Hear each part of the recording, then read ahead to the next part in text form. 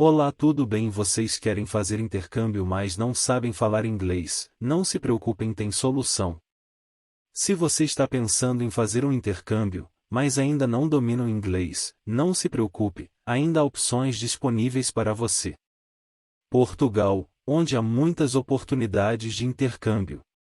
Outras opções incluem Moçambique e Angola. Se você está interessado em estudar em um nível universitário, existem diferentes caminhos dependendo do seu objetivo.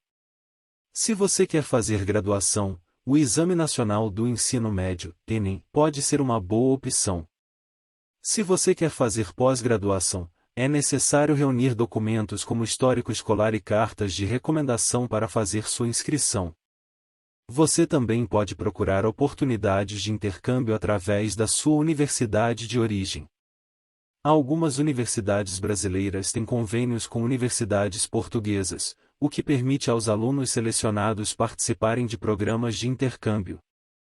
Por exemplo, o Banco Santander oferece bolsas de estudo para estudar em Portugal.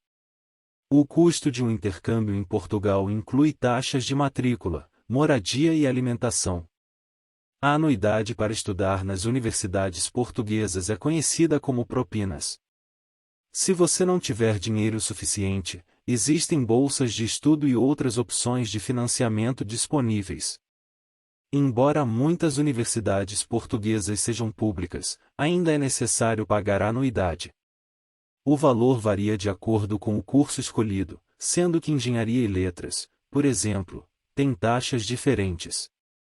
Por exemplo, na Universidade do Algarve, o estudante internacional precisará pagar uma taxa de candidatura de €50, uma taxa de matrícula de €500, uma taxa de inscrição de €25 e uma anuidade de €3.000, que pode ser paga em 7 parcelas mensais. Ainda saiu barato.